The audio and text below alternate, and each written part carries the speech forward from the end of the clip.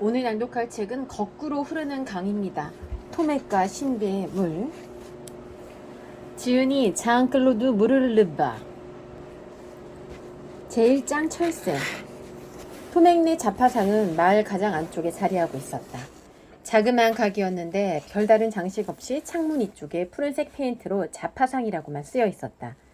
가게 문을 열고 들어서면 경쾌하고 맑은 종소리가 울렸고 그 소리의 주인인 토맥이 회색 앞치마를 두르고 나타나 환한 미소로 맞아주었다.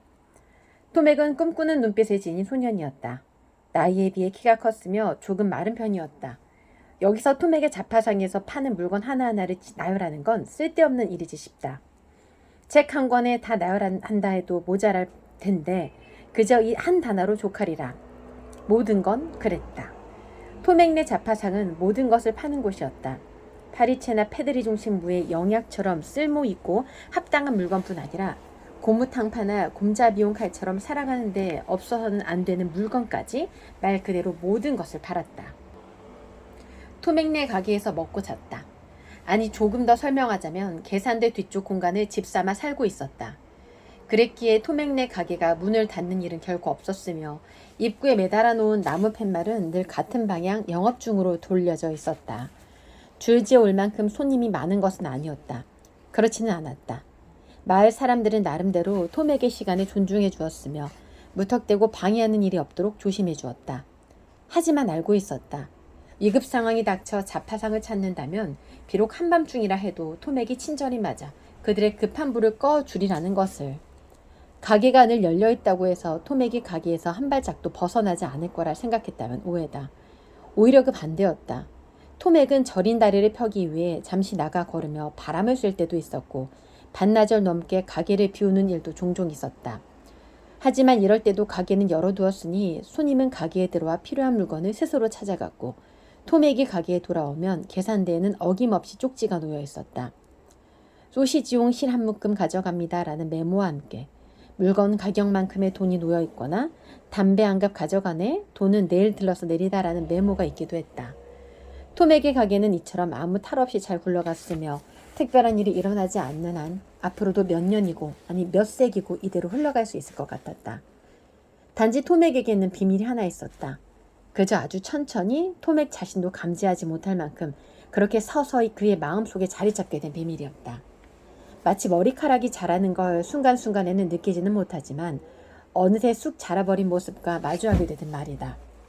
그렇게 어느 날 토맥은 이런 생각과 맞닥뜨리게 된 것이다. 물론 머리 위로 자랄 생각이 아니라 머릿속 저 깊은 곳에서 자라난 생각이었다. 정리해보자면 이렇다. 토맥은 지루해하고 있었다.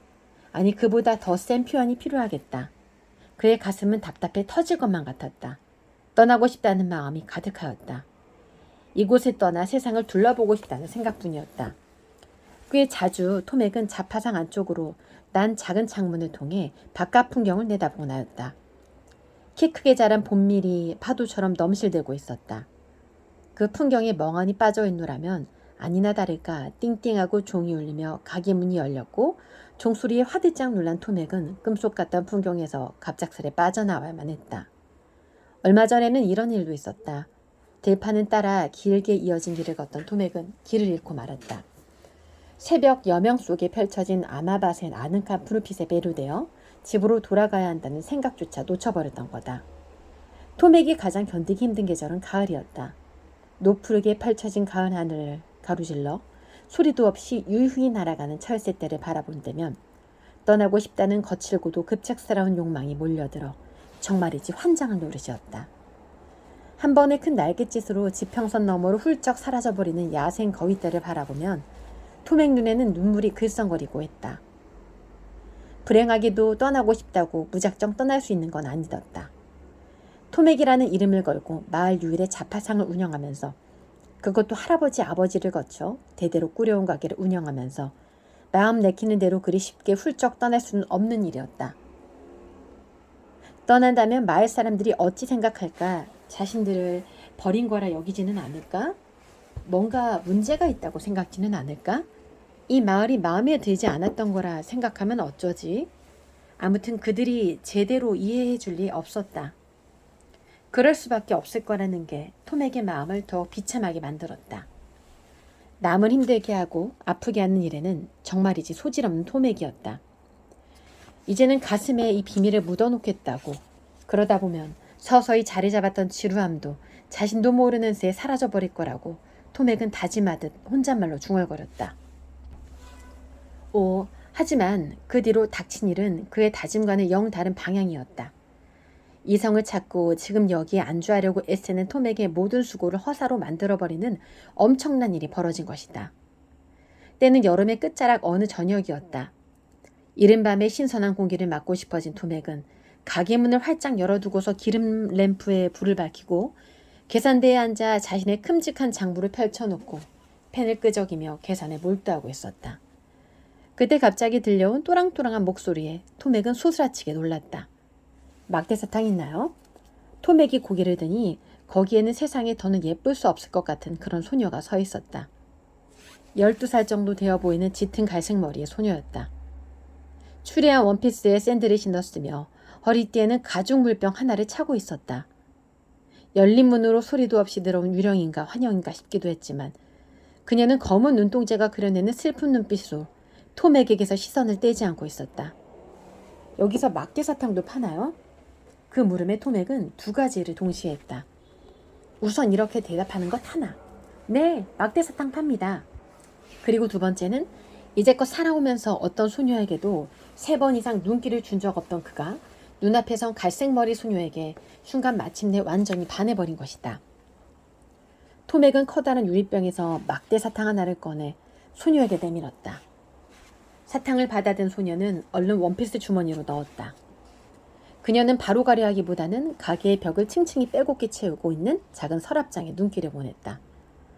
대체 이 많은 서랍장에는 뭐가 들었죠? 그러니까 말하자면 모든 것이요. 필요한 모든 것.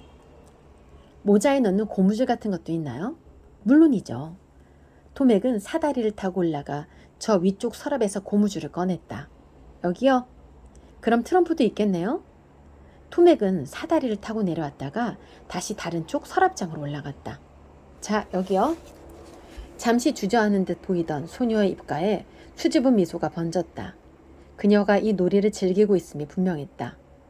그럼 캥거루 그림은요? 톰액은 잠시 생각하더니 서둘러 왼쪽 서랍장 쪽으로 다가갔다. 여기 있습니다. 이때였다.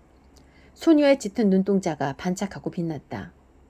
행복과 기대에 차는 모습이 어찌나 매력적이던지 톰에게 심장이 쿵쾅거리기 시작했다. 혹시 그럼 사막의 모래도 있나요? 아직 온기가 남아있는 거로요. 톰액은 한 번 더 사다리를 타고 올라 서랍에서 오렌지빛 노래가 담긴 아주 작은 약병을 꺼내 들고 내려왔다. 그러고는 병 안에 담긴 모래를 장부 위로 조심스레 쏟아부어 소녀가 만져볼 수 있게 해주었다. 소녀는 손등으로 모래를 살살 쓰다듬더니 손가락 끝을 세워 모래 속을 이리저리 지나다녔다. 아직 따뜻해요. 소녀가 계산대 쪽으로 한 발 더 가까이 다가왔다. 톰액에게 소녀의 체온이 느껴졌다. 열기를 머금은 사막의 모래보다 톰액이 진정 손을 가져가 보고 싶은 곳은 햇빛에 보기 좋게 그을린 소녀의 팔이었다. 아무래도 그걸 눈치챈 것인지 소녀가 말했다. 모래가 제 팔만큼이나 따뜻해요. 그러고는 모래를 만지던 손, 아닌 다른 손으로 톰액의 손을 잡아 자기 팔에 가져다 댔다. 흔들리는 오일 램프의 은은한 불빛이 소녀의 얼굴에 잔잔한 그림자를 드리웠다. 그렇게 몇 초나 흘렀을까? 소녀가 조심스레 팔을 빼내더니 돌아서서 벽을 가득 채운 수많은 서랍 중에 하나를 손가락으로 가리켰다. 저기 저 사람 말이에요. 저기 뭐가 들었죠? 저긴 바느질할 때 쓰는 골무가 쏟아놓았던 모래를 깔따기를 사용해 다시 병에 부으며 톰액이 대답했다.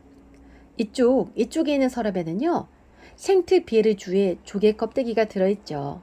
아주 귀한 조개랍니다. 아, 그렇군요. 소녀가 신망한 눈치다. 그럼 저쪽 서랍엔 뭐가 있죠? 삼나무 씨앗이 들었죠. 원한다면 조금 드릴 수 있어요. 대신 아무데나 심으면 안 됩니다. 이 나무는 정말 거대하게 자라거든요. 이 말이 소녀는 기쁘게 할 거라고 톰액은 믿었는데 실제로는 그 반대였다. 소녀는 오히려 입을 딱 다물고 생각이 잠겨버렸다.